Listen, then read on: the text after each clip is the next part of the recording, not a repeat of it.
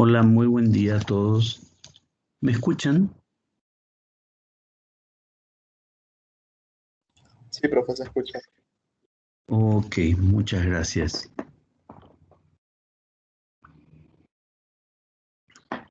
Bien, en esta sesión vamos a continuar con el capítulo de correlaciones metabólicas y quiero hacerles una advertencia bien desde el principio.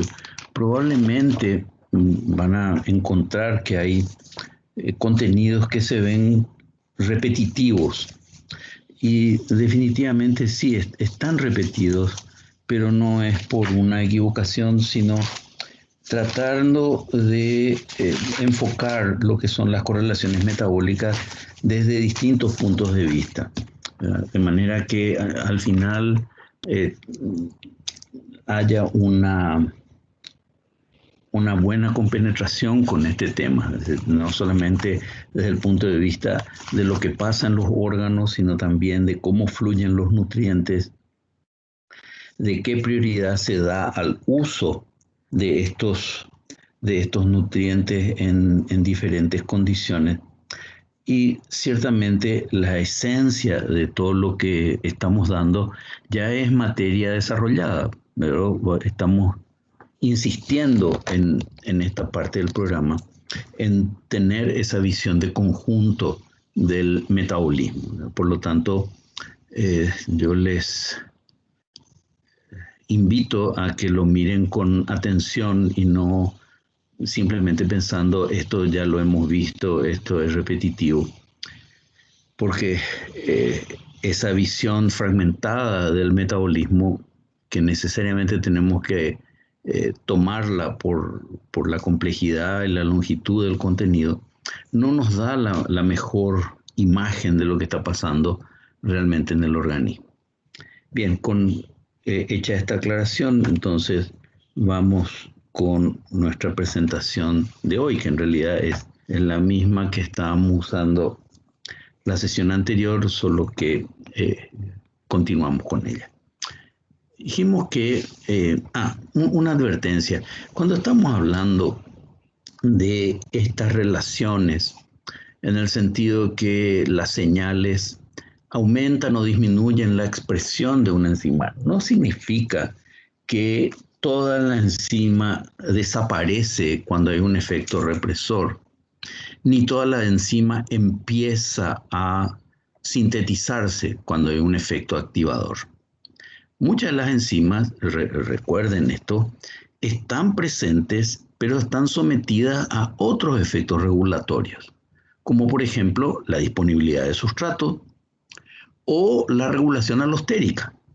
Lo que hacen las señales como insulina o glucagón es aumentar ese nivel de expresión, o sea, y no necesariamente pasar de la ausencia de la enzima ni eliminar la enzima presente a través de mecanismos de represión, sino que se va haciendo un ajuste fino del metabolismo utilizando todos los recursos regulatorios que ya hemos visto, tanto la regulación por acción de masa o disponibilidad de sustratos, la alostérica, la covalente y por supuesto la regulación por variación del número de moléculas de enzimas o regulación de la expresión. Hecha esta aclaración, me damos un repaso muy grosero al metabolismo primario. Recordemos que dentro del metabolismo primario o a través del metabolismo primario satisfacemos nuestras principales necesidades celulares, fundamentalmente la disponibilidad de energía. Así, con los hidratos de carbono, tenemos la posibilidad de almacenarlos como glucógeno o degradarlos de manera que glucosa 6-fosfato a través de la glicólisis llegue a piruvato, proceso que libera energía. Recordemos que la glicólisis es una vía rápida de producción de ATP, aunque no produce mucho ATP, pero lo produce muy rápidamente, especialmente a nivel de los músculos. El otro aspecto a resaltar es que también podemos pasar de piruvato a glucosa 6-fosfato a través de la gluconeogénesis consumiendo ATP, GTP y poder reductor. A su vez, la glicólisis nos lleva a piruvato en condiciones aeróbicas. Esto ingresa en la mitocondria, se descarboxila oxidativamente como otros alfa-cetoácidos para producir un acil-CoA derivado, en este caso acetil-CoA, que junto con piruvato constituyen las principales encrucijadas metabólicas. También ya podemos identificar claramente a glucosa 6-fosfato también con esta categoría de encrucijada metabólica. Y acetil-CoA alimenta al ciclo del ácido cítrico para producir poder reductor que a través de la fosforilación oxidativa nos rinde ATP. Pero, por otra parte, tenemos los ácidos grasos con los cuales en exceso los almacenamos como triacilgliceroles y ante la necesidad degradamos estos triacilgliceroles para regenerar ácidos grasos que a través de la beta oxidación, que es la principal forma de oxidación de ácidos grasos, nos conduce también a acetil-CoA. Asimismo, podemos utilizar acetil-CoA gastando energía y poder reductor a través de la síntesis de ácidos grasos para retornar a una molécula más compleja y reducida. Adicionalmente, acetil-CoA, además de ingresar al ciclo del ácido cítrico y ser a través de la oxidación de ácidos grasos motor importante en la producción de energía, cuando la disponibilidad de oxalacetato es baja, este exceso o excedente de acetil-CoA se puede derivar a la síntesis de cuerpos cetónicos. Y finalmente, los aminoácidos que están fundamentalmente para sintetizar proteínas, ese es su principal destino. También la proteína se degrada liberando aminoácidos que a través de los procesos degradativos, fundamentalmente la transaminación y la desaminación oxidativa del glutamato, nos van conduciendo a la obtención de intermedios que son compartidos por otras vías metabólicas, ¿verdad? Ya hemos visto que se puede generar piruvato, acetil-CoA, acetoacetato, oxaloacetato, alfa-cetoglutarato, fumarato, etc. En cuanto al nitrógeno, tiene como destino principal, a través del proceso de desaminación, convertirse en amoníaco y este se protona amonio que participa activamente en la síntesis de urea, siendo urea la forma más importante de eliminación del nitrógeno de los aminoácidos. También, si bien con capacidad limitada, podemos convertir algunos intermedios del metabolismo como piruvato, oxalacetato o alfa-cetoglutarato o trefosfoglicerato en aminoácidos a través de procesos sintéticos para mantener nuestro pool de aminoácidos disponibles. Bien, esto solo como recuerdo de cuestiones que ya hemos desarrollado. Y hoy yo quiero que nos dediquemos, vamos a intentar completar lo que pasa en los ciclos ayuno-ingesta. Pero antes de eso, me gustaría comentarles sobre la homeostasis de la glucosa o de la glicemia, ¿verdad? Cuando estudiamos el metabolismo de los hidratos de carbono, ya abordamos este tema. La glicemia tiene un valor muy importante para todos los mamíferos y sobre todo para los humanos, por el hecho de que glucosa es el único combustible que circula todo el tiempo y que circula en cantidades importantes. Estoy hablando en condiciones habituales, es el más abundante de los combustibles circulantes y está listo para ser incorporado a las células y oxidado, ¿verdad? A diferencia de otros que circulan, por ejemplo, los ácidos grasos circulan de manera escasísima. Tendríamos que remontarnos a buscar triacilgliceroles. Esos triacilgliceroles tienen que ser retirados de de una lipoproteína, tienen que ser activados, tienen que ingresar a la mitocondria, es decir, procesos mucho más complicados. En cuanto a la glicemia, está fuertemente regulada por una serie de factores, entre ellos ya hemos mencionado al glucagón, que es el principal agente hiperglicemiante, o sea, junto con adrenalina y noradrenalina, y también cortisol. Aquí podemos ver que el glucagón no solamente favorece la degradación del glucógeno, y en el caso de la glicemia nos interesa el glucógeno hepático, y también favorece la gluconeogénesis.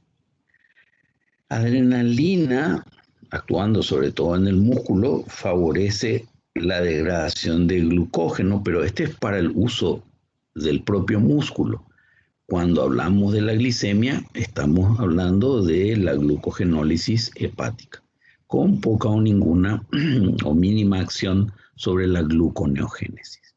En cambio, el cortisol, una señal propia de la corteza suprarrenal, tiene acción sobre la gluconeogénesis. Uno de esos procesos es a través del aumento de expresión de ciertas proteínas, entre las cuales contamos las proteasas, mientras que sobre la degradación del glucógeno prácticamente no hay efecto. Cuando la glicemia se reduce por debajo de la mitad de nuestro nivel normal, entonces se activan una serie de procesos que van a dar lugar a la liberación en algún momento de estas señales para tratar de corregir esa situación de hipoglicemia. Y así también ya hemos visto que si consideramos nuestro intervalo normal entre 70 y 100 miligramos por decilitro, estamos hablando en alrededor de 4,5 milimoles por litro de glucosa. Cuando nos acercamos al límite inferior de ese intervalo normal, disminuye la producción de insulina, porque insulina es hipoglicemiante y si ya la glicemia está bajando no hace falta. Si sigue bajando, aumenta la producción y liberación de adrenalina y glucagón, de hormona de crecimiento, de cortisol, en este orden. Y si aún así con todas estas señales regulatorias que tienden a aumentar la glicemia no aumenta, entonces empezamos a percibir los síntomas adrenérgicos como la sudoración profusa, el temblor, la ansiedad, las palpitaciones, ¿verdad?, por estimulación cardíaca de las catecolaminas. Y si la glicemia sigue descendiendo y se aproxima a la mitad del valor considerado normal, ya vamos a tener unos síntomas neuroglucopénicos, es decir, a nivel del sistema nervioso, con dolor de cabeza, confusión, dificultad para hablar. Y si sigue descendiendo, ya cuando estamos por debajo de 40 miligramos por decilitro, tenemos serio riesgo de entrar en coma y fallecer.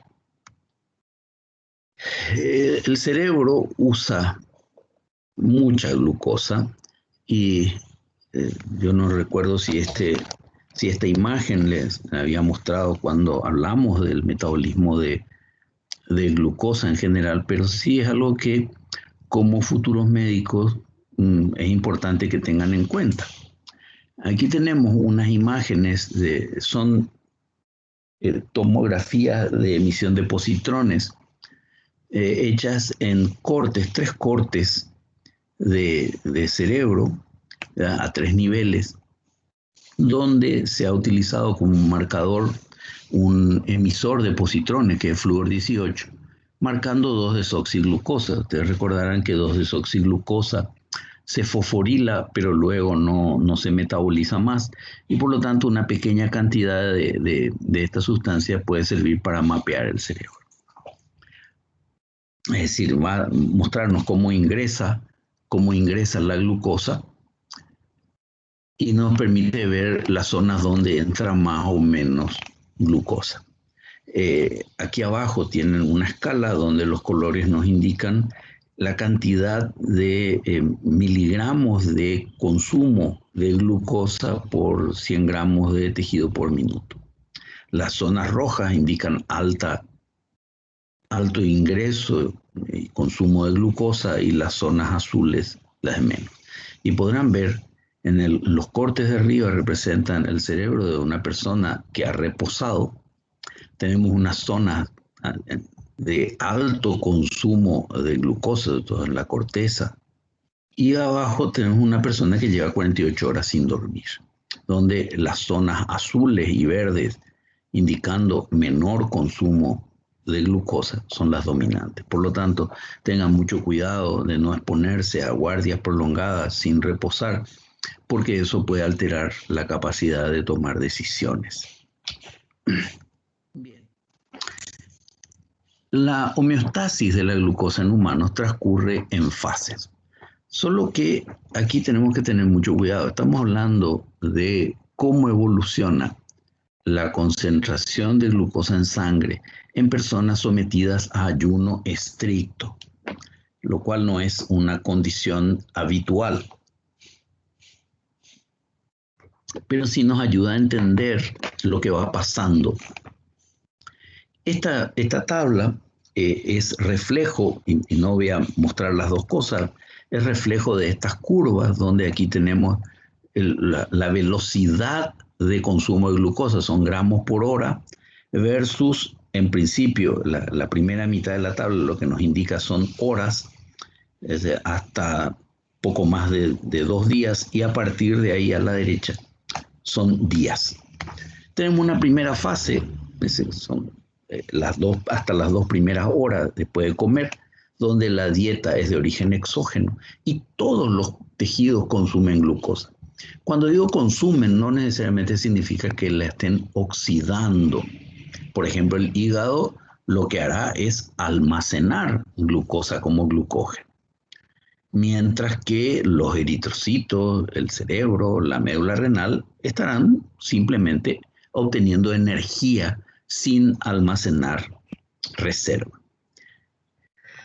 En la última columna tenemos que está usando el cerebro como combustible principal en ese momento, y obviamente es glucosa. Entre 2 y 10 horas sin comer, la fase 2, tenemos, es decir, ya la acción de la insulina ha retirado ese excedente de glucosa circulante, y entonces disponemos de las reservas de glucógeno. Es decir, ¿qué reservas de glucógeno? Bueno, si estamos hablando de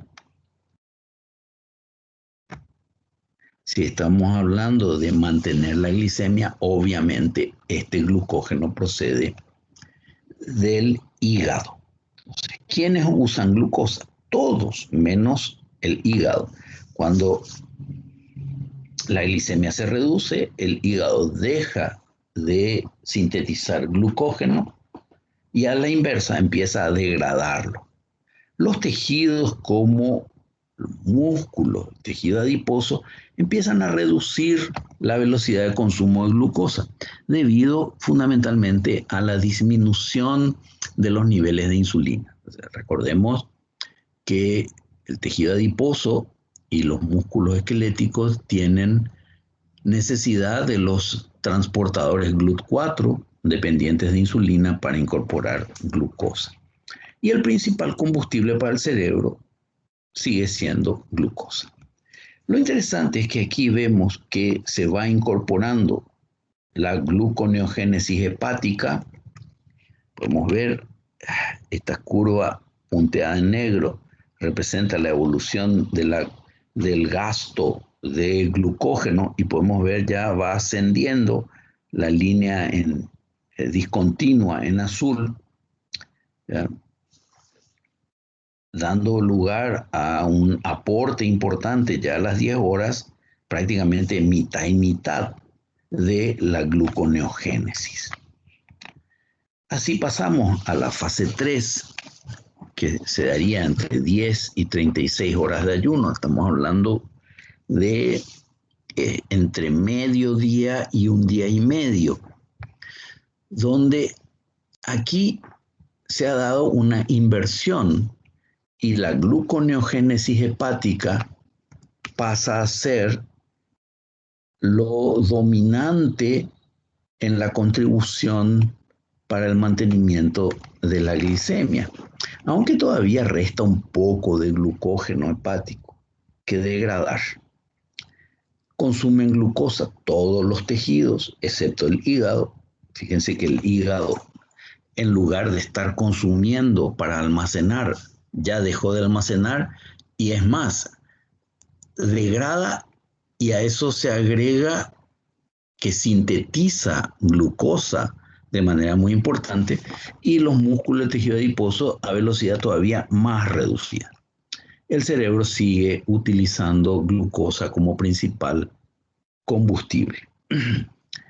En la fase 4, que se da entre 2 y 24 días de ayuno, te dirán, pero ¿quién se somete a este ayuno? Bueno, en parte, muchos de estos estudios fueron realizados en personas con obesidad mórbida que necesariamente se sometían a largos periodos de ayuno. El origen de la glucosa sanguínea ahora es la gluconeogénesis hepática y renal. Ya no hay glucógeno, estamos aquí en esta zona, ya no hay glucógeno que degradar y por lo tanto toda la glucosa circulante procede de la gluconeogénesis. ¿Quiénes siguen consumiendo glucosa? El cerebro, los eritrocitos y la médula renal.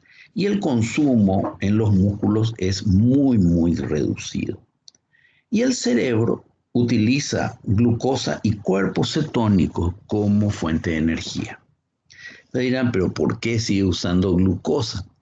Como la glicemia no se ha reducido y el cerebro, o en realidad en la barrera hematoencefálica, tenemos transportadores GLUT1 y luego GLUT1 y GLUT3, que son transportadores con una KM muy baja, es decir, una afinidad muy alta, por poco de glucosa que haya circulante, igual seguirá entrando en el sistema nervioso. Y así pasamos a la fase 5, entre 24 y 40 días de ayuno, donde la glucosa sanguínea sigue siendo originada en gluconeogénesis, solo que ahora la gluconeogénesis renal va adquiriendo más importancia. Recordemos que siempre la gluconeogénesis hepática es la más importante. ¿Qué órganos consumen glucosa o qué células? Los eritrocitos, porque no tienen otra posibilidad. Recordemos que al carecer de mitocondrias no tienen posibilidades de utilizar ácidos grasos ni alfa-cetoácidos procedentes de los aminoácidos. Y la médula renal. Aquí hay una cuestión importante a recordar. La gluconeogénesis renal se realiza en la corteza renal. La médula renal es consumidora de glucosa. Y el cerebro reduce la velocidad de consumo de glucosa porque pasan a ser los cuerpos cetónicos la principal fuente de energía mediante reacciones de oxidación. Por tanto, así el ayuno se prolongue por muchas semanas, siempre habrá algo de glicemia a partir de lo que se abastece desde la gluconeogénesis. Si miramos lo que pasa en un día común, no poniéndonos en esos extremos de ayuno prolongado, vemos estas tres curvas. O sea, la dieta, el aporte de la dieta está dado por estas líneas azules. El aporte de la degradación de glucógeno por las líneas verdes y el aporte de la gluconeogénesis por las líneas rojas. Tomando 3 momentos del día, es decir, el desayuno temprano en la mañana, a mediodía y al momento de la cena, tenemos los lógicos incrementos posteriores a cada ingesta. Obviamente este diseño viene de personas típicamente de medios diferentes al nuestro, donde si se fijan la curva que tiene mayor área debajo corresponde al desayuno. No es precisamente nuestro caso. Probablemente en nuestro caso la curva que corresponde al almuerzo probablemente sería la más ancha, así con base más grande, por lo tanto con la mayor contribución. Aquí lo que estamos graficando es estos 3 procesos: la ingesta, la degradación de glucógeno y la síntesis de glucosa, en qué medida contribuyen a mantener la glicemia. Y si nosotros tomamos un promedio, lo cual se ve aquí, la glicemia a lo largo del día se mantiene bastante homogénea gracias a la acción conjunta, principalmente, de estos 3 componentes: lo que ingerimos, el efecto hipoglicemiante de insulina y el efecto hiperglicemiante de glucagón. Volviendo a nuestro esquema, recordemos que desde el momento que consumimos hidratos de carbono, dependiendo del grado de complejidad de estos hidratos de carbono, se dará lugar al aumento de la glicemia. Los monosacáridos y disacáridos se absorben más pronto y por lo tanto incrementan la glicemia más rápido que el caso de los almidones ramificados, y los almidones ramificados otra vez más rápido que los almidones lineales. Sabemos que la velocidad de absorción es de medio a 1 gramo por kilo por hora, y entonces tenemos prácticamente entre medio y 1 hora la mayor contribución a la glicemia de la dieta, y luego va disminuyendo. Prácticamente si estamos a 2 horas ya tendría que haberse normalizado, y a medida que va disminuyendo la curva azul vemos el incremento en la curva verde. Es decir, degradamos glucógeno y va a ser el que principalmente mantiene nuestra glicemia entre 2 horas después del desayuno y la hora del almuerzo. Si bien a medida que la mayor cantidad de glucógeno se va consumiendo, ya la gluconeogénesis tendrá que hacer algo de aporte para mantener la glicemia. Luego viene el pico del almuerzo, desciende y se compensa con el ascenso de la degradación de glucógeno, y cuando este está descendiendo, este aporte desciende, nuevamente la gluconeogénesis hace un pequeño aporte para mantener la glicemia hasta llegar al momento de la cena, donde nuevamente la dieta hace la mayor contribución a la glucosa circulante, luego la degradación de glucógeno, y como aquí tenemos el mayor periodo, digamos aproximadamente entre las 10 de la noche y las 6 o 7 de la mañana en que no consumimos alimento, tenemos el mayor impacto de la gluconeogénesis. ¿Ya? No significa esto que el glucógeno se acaba por completo, pero ciertamente la velocidad con que se consume el glucógeno, sobre todo el glucógeno hepático, desciende de una manera prácticamente exponencial. Es decir, las reservas de glucógeno hepático se consumen muy rápidamente, pero no totalmente en un periodo de 24 horas.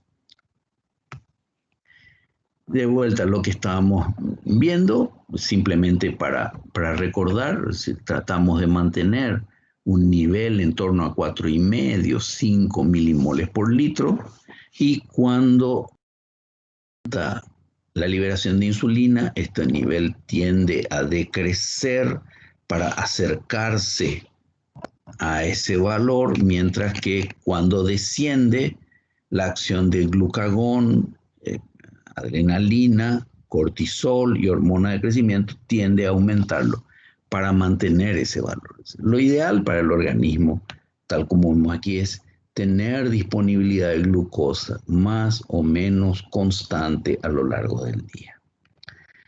Si miramos los picos de glicemia dados por la ingesta, veremos que apenas aumenta la glicemia por lo que comemos, se produce un pico de liberación de insulina, y verán que los picos tienen mínimamente dos fases.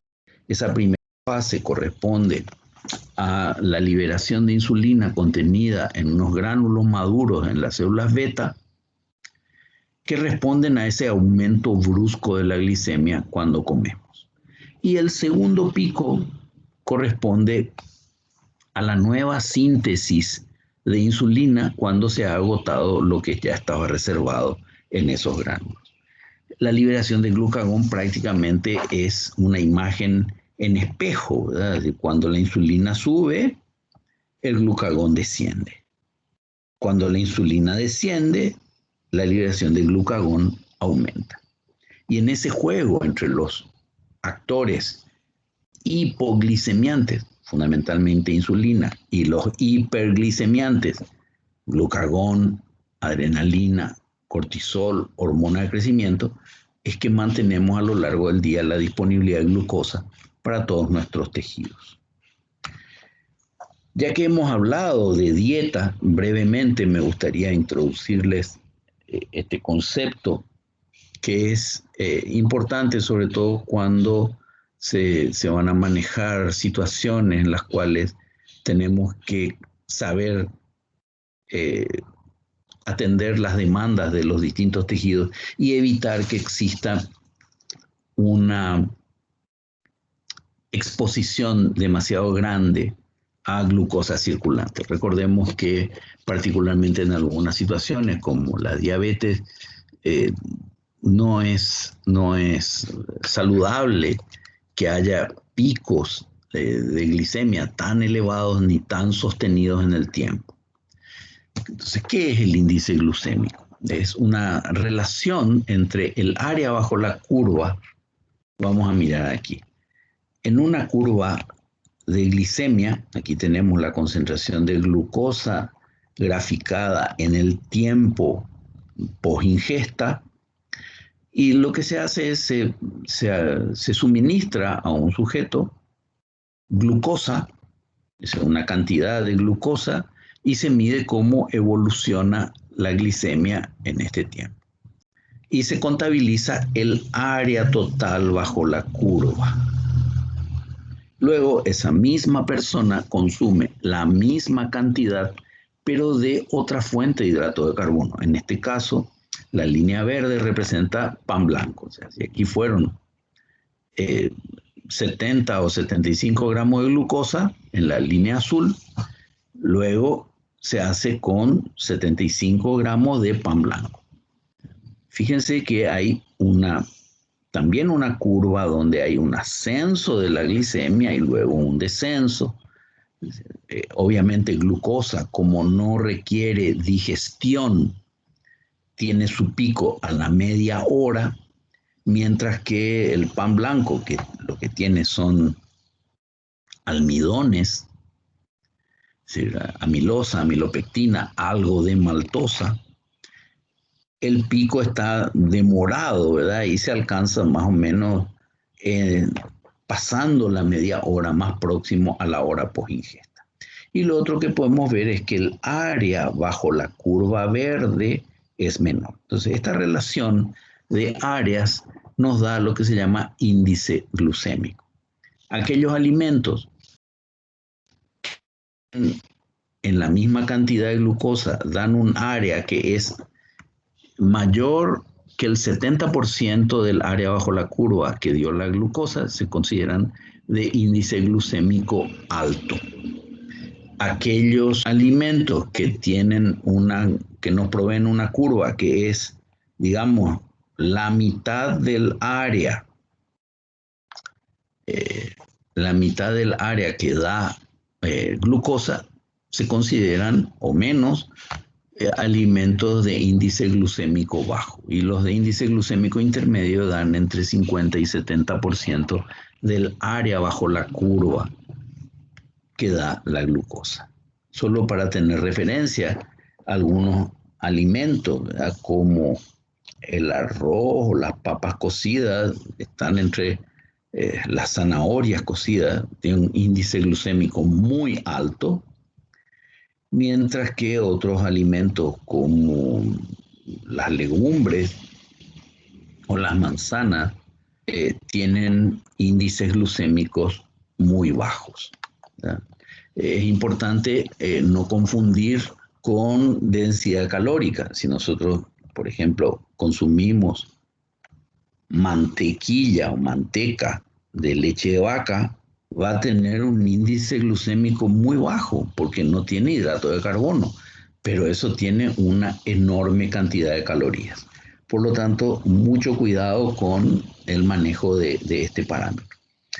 Aprovechando la curva, yo les quería comentar algo, y esto es algo que se observa con frecuencia en la glicemia cuando se consume de golpe una gran cantidad de hidratos de carbono de fácil absorción, como podría ser glucosa o mismo sacarosa, ¿verdad? Que basta con una reacción para producir glucosa, ni que decir maltosa.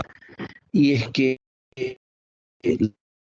al final puede dar valores incluso inferiores al valor basal. Y esto se debe a que este aumento brusco de la glicemia produce también una brusca liberación de gran cantidad de insulina. Entonces es probable que esta curva, incluso si aquí partimos de 5 milimoles por litro, alrededor de entre 2 horas y 2 horas y media, nos encontremos con un valor de glicemia inferior, es decir, por aquí, una especie de efecto de esa gran descarga de insulina. ¿Qué va a hacer eso? Va a hacer disminuir la glicemia, va a hacer que sintamos mucha hambre y volver a comer, ¿verdad? Por tanto, una enseñanza que nos deja para el manejo de nuestra propia nutrición es que sea preferible consumir hidratos de carbono complejos, como los que están en los granos enteros, en los cereales integrales, más que en alimentos muy dulces o ricos en maltosa que tienen índices glucémicos más elevados. Bien. Por favor, si hay dudas de alguna manera, por favor, intervengan. Como no estoy atendiendo el chat, les pido que si tienen que plantear dudas, y no duden en hacerlo, por favor, háganlo a través del micrófono. Vamos a introducirnos en lo que es los ciclos o lo que constituyen los ciclos ayuno-ingesta. Y estos flujos metabólicos, insisto, ya los hemos visto, pero una vez más vale la pena tenerlos presentes. Aquí nuestro espectro de órganos afectados está ampliado y vamos a referirnos a lo que está pasando en el cerebro, en los riñones, en el tejido adiposo, en los músculos esqueléticos y en el hígado en cuanto al metabolismo primario. Dos condiciones, creo que podrán observar que hay muchas flechas en negro y hay también algunas flechas que tienen borde rojo. Ese borde rojo representa el estado de saciedad Y las flechas con borde negro representan lo que sería el estado de ayuno. Yo ampliaría prácticamente cualquier estado que haya pasado de unas 3 o 4 horas después de ingerir alimentos. Entonces vamos a dedicarle primariamente atención a esa circunstancia. El espacio en blanco que vemos aquí podemos considerar que es la sangre, lo que permite la conexión de los distintos órganos. Si bien cada célula contiene una cantidad importante de sustratos, podemos ver que lo que circula no son todos esos sustratos. Circula glucosa, circula lactato, circulan ácidos grasos, algunos aminoácidos como alanina y glutamina, urea, cuerpos cetónicos, glicerol y no mucho más. Entonces empecemos de abajo con el músculo. Bajo un estado de ayuno, ¿qué está recibiendo? ¿Qué puede recibir la masa muscular? Glucosa procedente del hígado, que alimentará la glicólisis y la posterior oxidación hasta dióxido de carbono y agua. Si lo hacemos en condiciones anaeróbicas, el piruvato emergente de la glicólisis produce lactato que va primariamente al hígado para que el hígado pueda producir glucosa. También en ese estado de ayuno el piruvato se transamina a alanina gracias a la proteólisis de la masa muscular que libera aminoácidos que van a ser los proveedores de ese grupo amino, y junto con glutamina se dirigirán alanina primariamente al hígado y glutamina también al hígado, pero sobre todo al tejido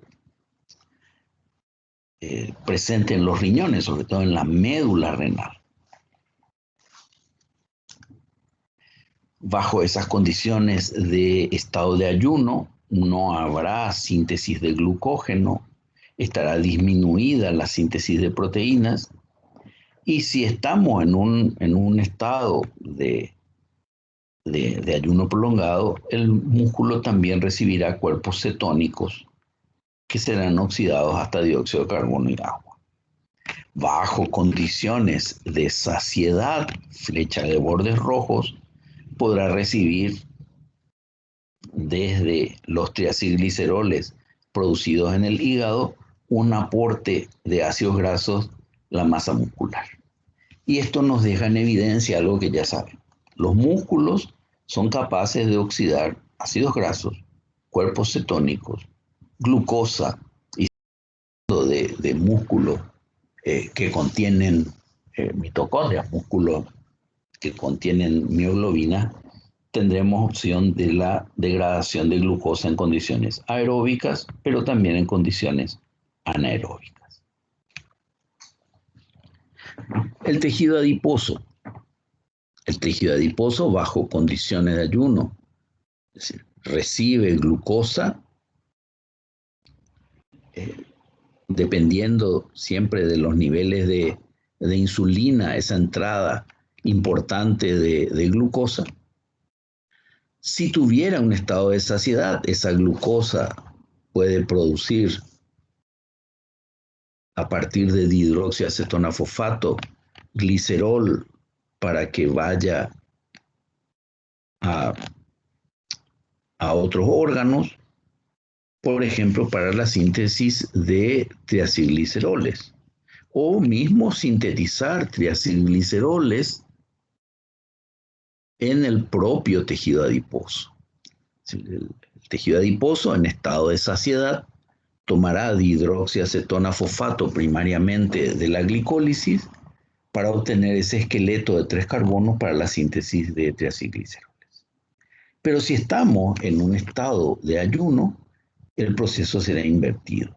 Triacilgliceroles se degrada dando ácidos grasos que pasan a la circulación y serán aprovechados en el hígado para el propio metabolismo hepático y eventualmente para la síntesis de cuerpos cetónicos, dependiendo de la duración de ese ayuno. A su vez, en estado de ayuno, el tejido adiposo podrá remitir glicerol al hígado para la síntesis de glucosa, gluconeogénesis. Recordemos que los 3 principales aportantes de carbono que circulan en la sangre para la síntesis de glucosa son lactato de los eritrocitos y los músculos, alanina procedente de los músculos y glicerol del tejido adiposo. El cerebro en este sentido tiene un metabolismo bastante constante, dado que hemos visto que prácticamente todo el tiempo está consumiendo glucosa y la consume de manera aeróbica. Bien, hay una porción de glicólisis anaeróbica que podrá ser aprovechada para regular el pH por disociación del ácido láctico. Fundamentalmente es glicólisis aeróbica asociada a descarboxilación oxidativa de piruvato, ciclo de Krebs, cadena transportadora de electrones y fosforilación oxidativa.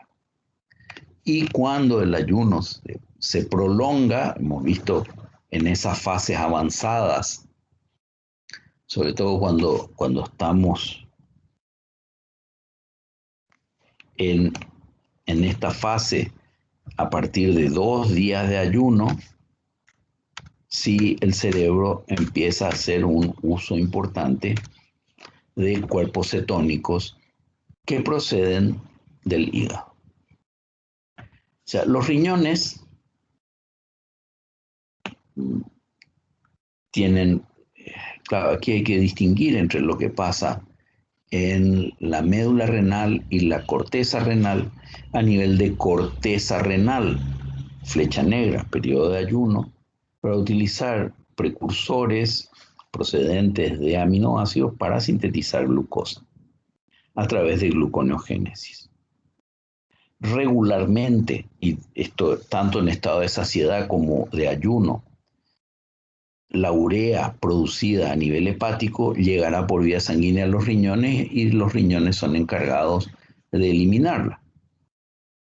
Recibirán los riñones también glutamina para liberar amoníaco, que es el protón amonio, como una forma adicional de eliminación de nitrógeno y de exceso de protones. Y cuando hay cetosis, como los cuerpos cetónicos son solubles en agua, estos cuerpos cetónicos también podrán ser eliminados por vía renal, por lo menos en forma parcial. Y nos quedamos con el hígado al final, donde hemos visto que dependiendo de la disponibilidad de nutrientes, hará ese uso de glucosa. Cuando estemos en un estado de ayuno, esa glucosa, tanto procedente de gluconeogénesis,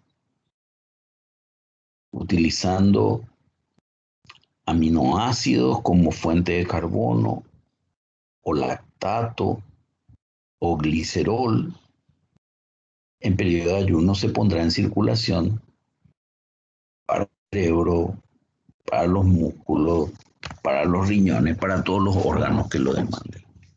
Si hay reservas de glucógeno, bueno, se aportará glucosa a partir de esas reservas. Cuando estamos en estado de saciedad, glucosa se almacena como glucógeno. Aminoácidos se almacenan como proteínas. Acetil-CoA se utiliza en la síntesis de ácidos grasos y estos ácidos grasos se esterifican en triacilgliceroles y de esta manera se despachan a la circulación dentro de partículas de lipoproteína como las VLDL. ¿Algún comentario sobre estas relaciones? Yo creo que este cuadro, si bien lo vamos a volver a analizar separadamente, sobre todo en lo que hace al hígado, al cerebro, al tejido adiposo y los músculos, este cuadro representa de una manera muy condensada lo que, lo que básica y fundamentalmente tenemos que recordar de las correlaciones metabólicas. Solo para complementar a través de una imagen gráfica diferente,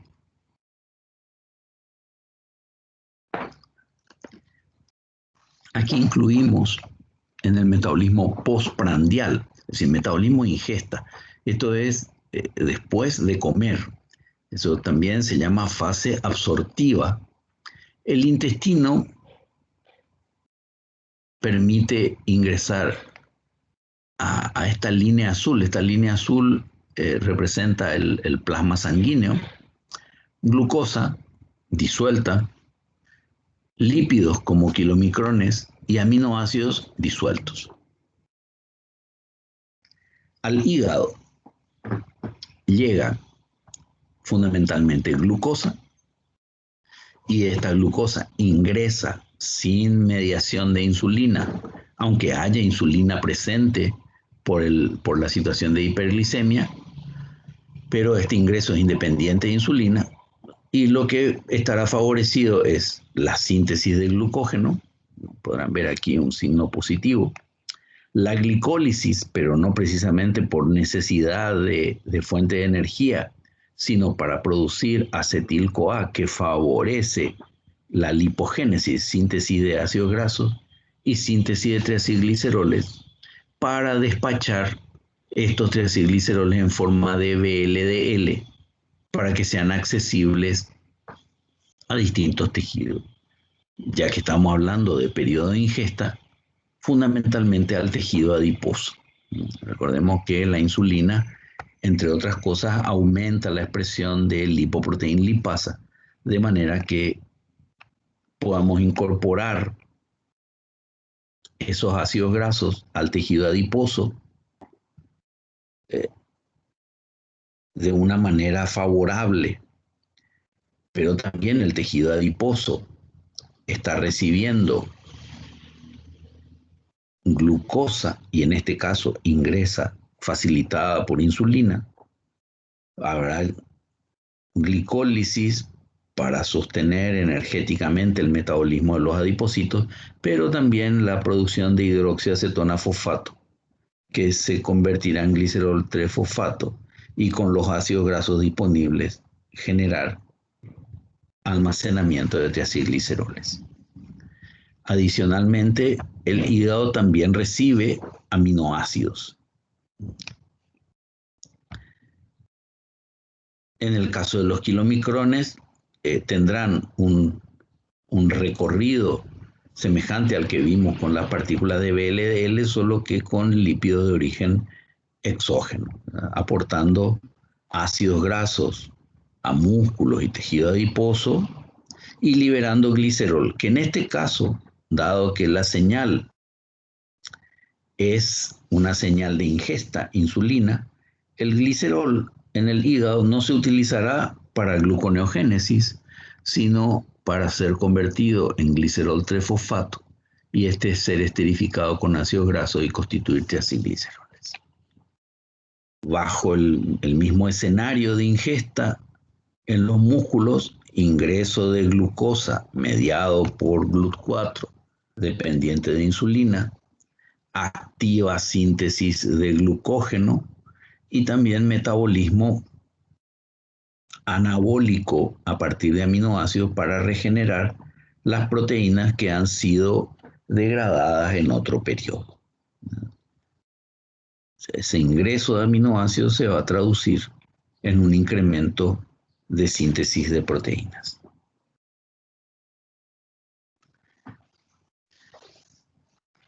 desde el punto de vista del análisis individual y para tener una secuencia, estamos analizando el desempeño del hígado en la ingesta. Tenemos el ingreso de glucosa a través del GLUT2, independiente de insulina, pero impulsado por una alta concentración de glucosa. Fíjense aquí la flecha, una flecha gruesa. Comparen con la flecha de los kilomicrones remanentes, que es una flecha fina. Nos está dando una proporcionalidad relativa de la cantidad de glucosa disponible. Recordemos que el hígado recibe glucosa y aminoácidos desde el intestino a través de la vía portal. En el hígado tenemos glucoquinasa. Cuidado que esta representación es velocidad inicial dividido Vmax. No es solo velocidad inicial, por eso aparece la curva de exoquinasa más alta que la de glucoquinasa. Pero ciertamente igual podemos apreciar que glucoquinasa tiene una Km mucho mayor y esto hace que se activa solo cuando estamos en un estado de hiperglicemia. Ese aumento de concentración de glucosa hace que el hígado activamente fosforile glucosa y ante esa situación de hiperglicemia, señal dominante insulina, se almacene fundamentalmente como glucógeno. Una parte importante dada por ese exceso de glucosa 6-fosfato y el estímulo de insulina hará que parte de esta glucosa 6-fosfato se derive a la vía de las pentosas fosfato. Solamente para interpretar qué es esta 3P, es pentose phosphate pathway, o sea, vía de las pentosas fosfato. La insulina mantiene desfosforilado a piruvato deshidrogenasa, con lo cual se favorece la producción de acetil-CoA, que en parte irá a alimentar el ciclo de los ácidos tricarboxílicos, pero fundamentalmente a la síntesis de ácidos grasos. Dado que el hígado, bajo esta circunstancia, utiliza para obtener energía, parte de lo que obtiene de la glicólisis, pero también del metabolismo de aminoácidos. Entonces, el ciclo del ácido cítrico no va a tener una funcionalidad importante porque acetil-CoA se deriva sobre todo a la síntesis de ácidos grasos, que se almacenan de triacilgliceroles, utilizando glicerol 3-fosfato como sustrato alcohólico. Estos triacilgliceroles serán despachados en forma de VLDL hacia el tejido adiposo, hacia los músculos, etc. ¿no? También tendremos un ingreso de kilomicrones remanentes, pero estos aportarán muy pocos ácidos grasos. Los kilomicrones remanentes, más que nada, están aportando colesterol de origen exógeno y vitaminas liposolubles al hígado en esta circunstancia. Como se acumulan intermedios del ciclo de Krebs como citrato, esto activará acetil-CoA carboxilasa, en consecuencia habrá alta concentración de malonil-CoA que estará inhibiendo el ingreso de ácidos grasos activados al interior de la mitocondria. Por lo tanto, la oxidación de ácidos grasos estará funcionando a baja velocidad. ¿Qué podemos decir de manera de resumen? Bueno, más allá de que los aminoácidos también se aplicarán sobre todo en la resíntesis de proteína, pero también serán oxidados, es decir, el hígado utiliza aminoácidos en la fase postprandial, en la fase de ingesta, los utiliza como fuente de energía. En resumen, podemos decir que el hígado estará captando glucosa, almacenándola como glucógeno, oxidando el exceso acetil-CoA para producir ácidos grasos y triacilgliceroles que se liberan como VLDL. Adicionalmente, tenemos que señalar de manera excepcional una baja capacidad del hígado para transaminar los aminoácidos de cadena ramificada, pero sí una alta capacidad para oxidar sus cetoácidos y en general cualquier alfa-cetoácido.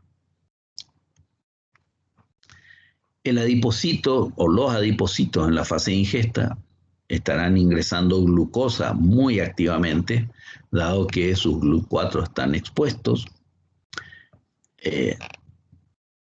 Hay activación de la vía de las pentosas, hay activa glicólisis, se estimulará la producción de acetil-CoA, y estos ácidos grasos que ingresan de los kilomicrones procedentes del intestino o de las VLL procedentes del hígado aportarán ácidos grasos. Recuerden que las partículas de lipoproteína en los adipocitos y en las células musculares no ingresan, no experimentan ese fenómeno de endocitosis, y estas partículas lo que hacen es activar lipoproteína lipasa y se liberan ácidos grasos que se almacenan como triacilgliceroles. En los músculos en fase de ingesta, también ingreso de glucosa favorecido por insulina, activa utilización de glucosa, ya sea para su metabolismo energético como para el almacenamiento en forma de glucógeno, y a su vez un ingreso masivo, una flecha bien grande, de aminoácidos, incluyendo los aminoácidos de cadena ramificada. Recordemos que en el periodo de ayuno estuvimos utilizando parte de los aminoácidos para producir glucosa, y la gran mayoría de esos aminoácidos procedieron de la degradación de la proteína muscular. Entonces hay que reponer en este estado. Y finalmente, el cerebro en fase de ingesta lo que hace habitualmente todo el tiempo es ingresar glucosa, no ingresa ácidos grasos, no ingresa cantidades relevantes de aminoácidos como combustible, sino glucosa, que se oxida prácticamente de manera casi total en forma aeróbica, produciendo dióxido de carbono y agua. Recordemos que estos transportadores GLUT1 que se encuentran, GLUT1 y GLUT3, en la barrera hematoencefálica y en el tejido cerebral, son insensibles a insulina, pero con una afinidad muy alta.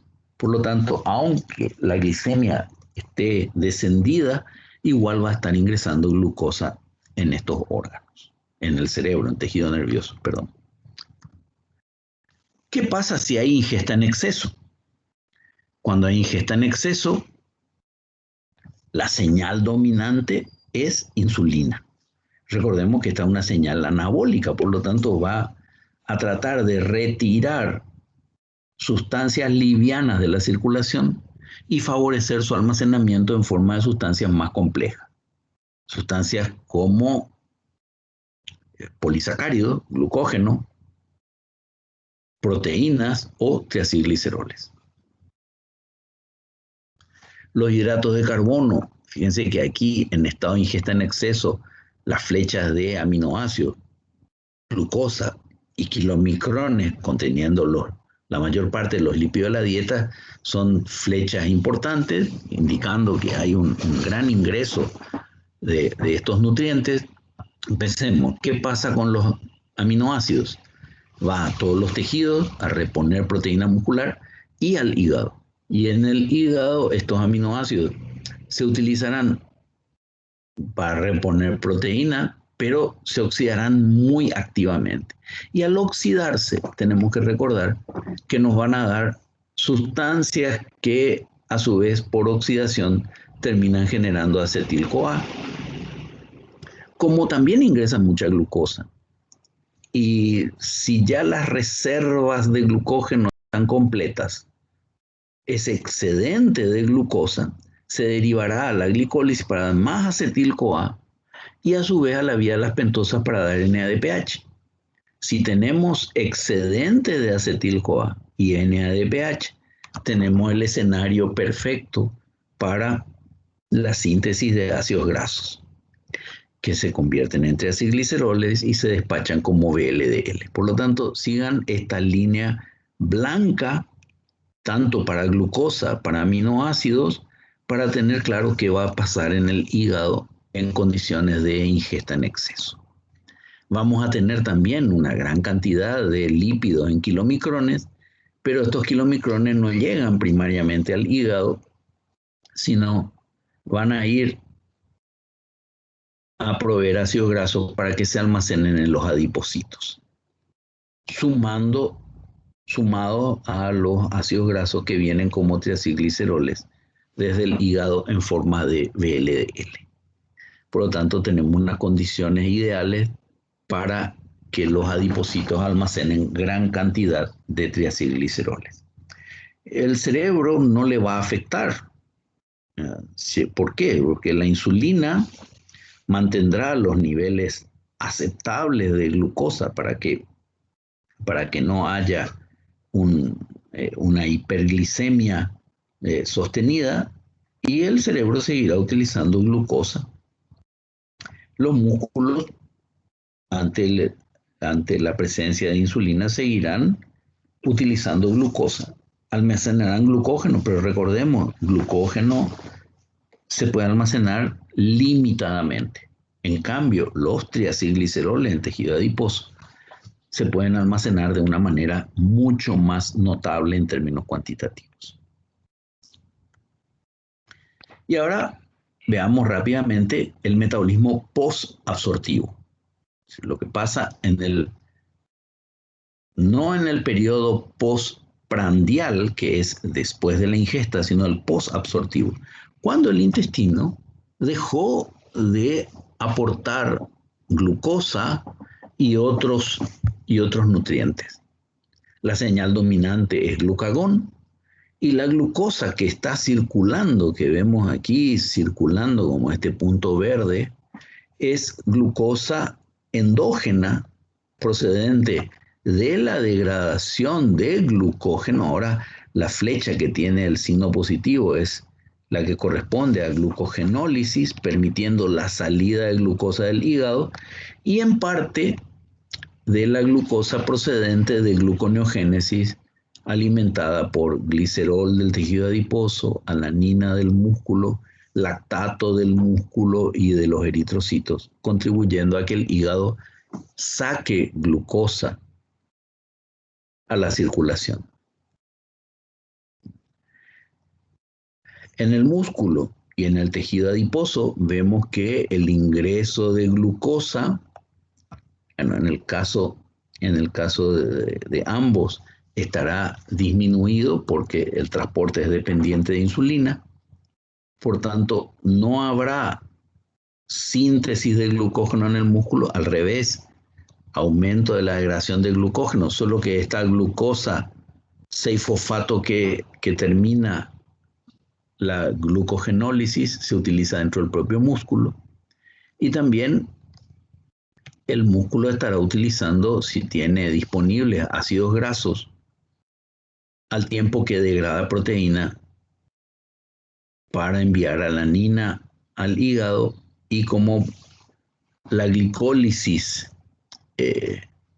va a estar disminuida ante una oferta limitada de glucosa, también habrá parte de esa glicólisis aportará lactato y al hígado.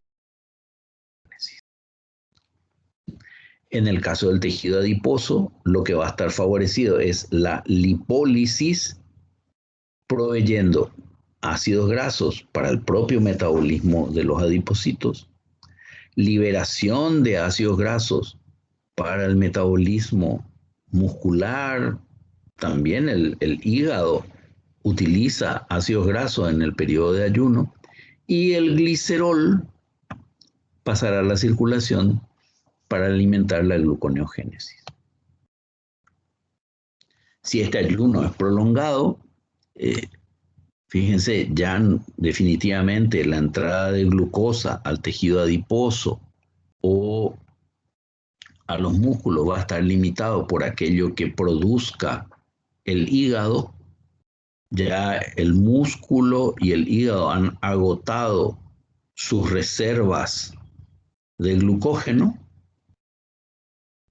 y los ácidos grasos pasan a ser la fuente de energía más importante para el músculo, obviamente para el tejido adiposo, para el hígado, solo que ahora adicionalmente esa limitación de cetoácidos hace que parte del metabolismo de acetil-CoA no pueda completarse en el ciclo del ácido cítrico y genere ese exceso de acetil-CoA un incremento en la síntesis de cuerpos cetónicos, que se constituyen una fuente muy importante de energía. Del momento que son solubles en agua, pueden alcanzar todos los tejidos, a diferencia de los ácidos grasos que no alcanzan todos los tejidos, porque o están libres asociados a albúmina o se encuentran como triacilgliceroles dentro de partículas de lipoproteína, lo cual limita su acceso a todos los órganos. En cambio, los cuerpos cetónicos, al ser solubles en agua, podríamos decir que son la forma soluble derivada de los ácidos grasos. Los ácidos grasos se degradan a acetil-CoA y acetil-CoA utiliza la célula utiliza el excedente de acetil-CoA para producir cuerpos cetónicos que van a alimentar, por ejemplo, a los músculos, donde definitivamente los cuerpos cetónicos no son utilizados en el hígado. Nuevamente, para compenetrarnos con la fase de ayuno, esto nos da la velocidad del consumo de glucosa. Primero horas hasta un día y luego días, lo que vimos ya previamente. Después de la ingesta, el consumo viene de lo que aportó la dieta, pero eso rápidamente disminuye. Disminuye por dos motivos. Uno, porque las células están consumiendo glucosa, pero también porque el músculo y el hígado están sintetizando glucógeno. Entonces, cuando ese aporte de la glucosa de la dieta disminuyó, aumenta la degradación del glucógeno, pero a las 24 horas ya prácticamente no hay nada de glucógeno y hemos visto que en torno a las 10 horas más o menos, perdón, ya la gluconeogénesis está aportando prácticamente la mitad de la glicemia, de la glucosa que está siendo consumida. Esto va a seguir de ahí en adelante, ¿verdad? También les comentaba que el agotamiento del glucógeno hepático sigue una curva prácticamente exponencial, donde la pendiente en las primeras 10 horas es muy empinada y luego la curva se va aplanando en términos de cómo va disminuyendo la concentración de glucógeno a nivel hepático. Si recuerdan, la concentración de glucosa en sangre normal en periodo de ayuno está entre 4,5 y 5 milimoles por litro. Y fíjense qué ocurre a medida que aumentan los días de ayuno. Aumenta el nivel de ácidos grasos libres, pero su concentración no pasa de 1 milimolar. Lo que sí aumenta de una manera dramática es beta-hidroxibutirato o 3-hidroxibutirato, es lo mismo. Estamos hablando de un cuerpo cetónico que alcanza unos niveles prácticamente iguales a los que tenemos de glucosa en ayunas, en torno a 5 milimolar, pero lo alcanza pasando los 10 días de ayuno. Definitivamente, si vamos a ver un indicador claro, neto, de estar en presencia de un ayuno real, prolongado, es el incremento de beta-hidroxibutirato. Este es un indicador muy sensible de que el metabolismo entró en la fase de ayuno. La circulación de ácidos grasos, si bien aumenta, no sigue ese esquema de aumento sostenido, porque recordemos que hay limitaciones en torno a la circulación de ácidos grasos. Tienen que estar asociados a albúmina, no son solubles en agua, y si aumentan en las concentraciones de ácidos grasos libres, podrían tener efectos disociativos sobre las membranas. También en este punto tenemos que recordar lo que aporta el ciclo de Cori con los músculos y los eritrocitos proveyendo mediante glicólisis anaeróbica lactato y protones que por vía sanguínea llegan al hígado, y el hígado, utilizando ATP, GTP y poder reductor, los convierte en glucosa que pasa a la sangre gracias a que el hígado expresa glucosa 6-fosfatasa y permite cerrar este ciclo. En el caso del ciclo glucosa-alanina, está basado en que ya sea a partir del metabolismo de glucosa o del propio glucógeno muscular, llegamos por glicólisis a piruvato, y el piruvato es fácilmente transaminable. Detalle: la enzima, que es alanina aminotransferasa, se expresa en niveles importantes en los músculos, con mucha afinidad, tanto con tendencia a generar alanina que pasa a la circulación, con la ventaja con relación al esquema anterior que aquí también pasan a circulación protones, mientras que aquí lo que pasa a circulación es una molécula neutra. Esta misma reacción que veíamos arriba se invierte a nivel hepático para proveer el sustrato carbonado o uno de los sustratos carbonados para la gluconeogénesis que se devuelve a los músculos. Dos cosas que mencionar. Primero, esto significa también un traslado neto de nitrógeno de grupos amino desde los músculos hasta el hígado. Pero el hígado tiene suficiente capacidad para manejarlo, dado que aquí se producirá por transaminación, por ejemplo, glutamato, que por desaminación oxidativa produce amoníaco, que participa en la síntesis de urea, y la urea se elimina por la orina. En este punto probablemente se estén preguntando, pero el ciclo glucosa-alanina debe funcionar en condiciones de hipoglicemia. En condiciones de hipoglicemia, la concentración de insulina debería ser baja y por lo tanto no debería haber un ingreso importante de glucosa en los músculos. Si ese razonamiento es correcto, solo que le falta un componente del cual vamos a hablar en la siguiente y última sesión, y es la influencia de una enzima llamada AMPK o proteína quinasa dependiente de AMP, que tiene su participación en el ingreso de glucosa en el corazón y en el músculo esquelético bajo condiciones de muy baja energía. Pero eso lo trataremos en la siguiente sesión.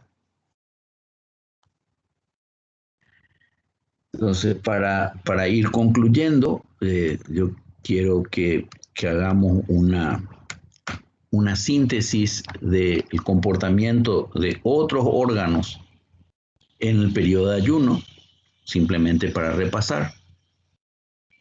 Adipocito estará degradando triacilgliceroles porque la señal dominante en este momento dejó de ser insulina para pasar a ser glucagón, y por lo tanto facilitando que la lipasa sensible a hormona y otros componentes de la degradación lipolítica sean responsables de esta degradación, de activar la degradación de teacilgliceroles, que pone en circulación ácidos grasos que asociados a albúmina llegarán como combustibles a los músculos y también asociados a albúmina llegarán como combustibles al hígado, pero también como precursores de cuerpos cetónicos. A su vez, el glicerol liberado por el mismo proceso hidrolítico nos estará liberando glicerol a la circulación para alimentar gluconeogénesis. A nivel muscular, tendremos ingreso de ácidos grasos, ingreso de cuerpos cetónicos, por supuesto, ácidos grasos procedentes, como decíamos aquí al lado, del tejido adiposo, y cuerpos cetónicos procedentes del hígado.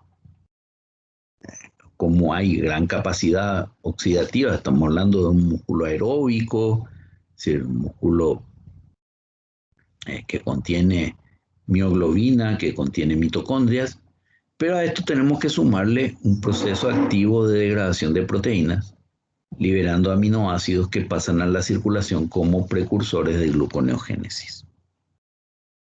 Y prácticamente para ir terminando, vemos en el cerebro se irá viendo ingreso de glucosa, pero los cuerpos cetónicos se irán convirtiendo en el principal aportante de acetil-CoA para alimentar el ciclo de los ácidos tricarboxílicos, en lugar del piruvato procedente de la glicólisis. Y este esquema es muy ilustrativo. Cuando tenemos un estado de buena alimentación, un sujeto bien alimentado, el 100% de su metabolismo energético depende de glucosa. En cambio, para un ayuno prolongado, estamos hablando más de 5 semanas, fíjense que la glucosa apenas representa, digamos, un 20% del aporte de combustible para el cerebro. Y los cuerpos cetónicos, sumando beta-hidroxibutirato y acetoacetato entre ambos, representan prácticamente el 70%. Ahí nos queda un pequeño aporte de aminoácidos.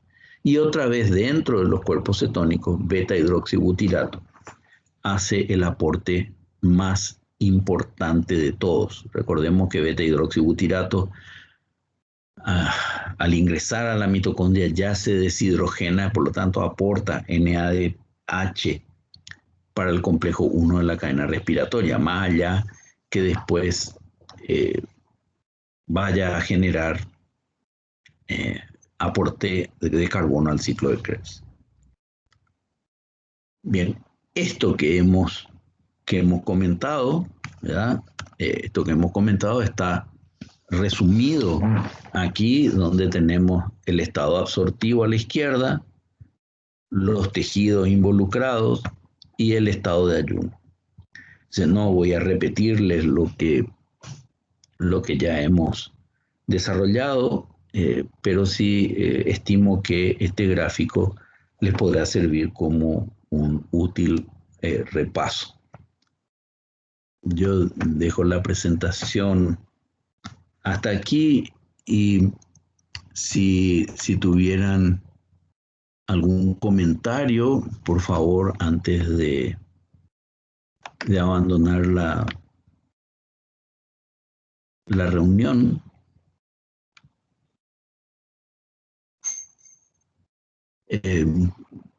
Será muy apreciado, es decir, de manera que se puedan despejar dudas sobre lo que hemos desarrollado hasta ahora. Lo que nos queda para la última sesión es el desarrollo siempre a nivel de una revisión, porque ya estos temas los hemos tratado, de qué fuente de energía se utiliza para la contracción muscular, es decir, cómo se comporta el metabolismo en el ejercicio, para luego hablar de AMPK y un poco el control de la ingesta, con lo cual estaríamos cerrando este capítulo. En consecuencia, quedo atento a a preguntas y comentarios si es que los tienen.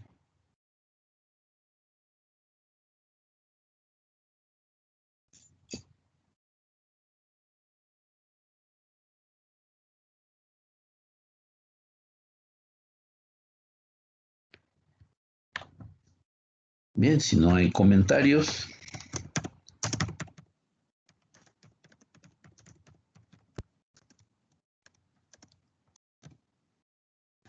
me despido de las secciones M1 y M2